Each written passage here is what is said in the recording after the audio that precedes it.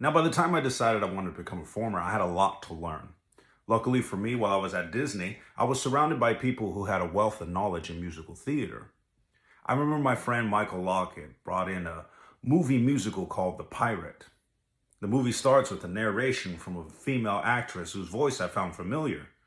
When her face finally came on the screen, I looked up and said, "Oh, it's Dorothy."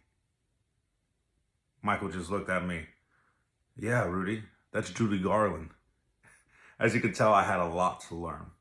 Thankfully for me, Michael would bring in old VHS tapes of Tony Award performances so that I can learn. I would sit there and listen to the others marvel at the breath control that a person would have to be able to hold a note. As I tried to find something in my life to be able to relate this to, it actually made me think of my old track and field coaches. You see, at times our coaches would ask us to run a mile at conversational pace. Considering that I used to run a mile in 4 minutes and 20 seconds, running a 5-minute mile would be quick, but for myself and my teammates, we could still do it and hold a conversation at the same time. With that in mind, I started to understand the level of dedication that my fitness would need to be able to perform at a high level. Right around that time, an audition came up for an opportunity for me to transfer from characters to parades.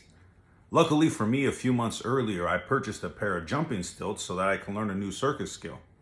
It was at this moment that I recognized that luck really is when preparation meets opportunity. Being able to dance on stilts in the parade was my first opportunity of learning choreography for a show. Now, because I was with the Lion King unit, we would actually get booked for corporate events and gave me a first-hand experience on the way Disney handles their corporate events, which is a technique and skills that I still utilize till this day. Now, I think the main takeaway from today is that you can always use your past experiences to be able to help you with anything new that you're trying to accomplish. Whether it be coordination or a new technique that you want to try to figure out, you can always take a look at your past and be able to relate something that you've done from there. That way you're not completely starting from zero.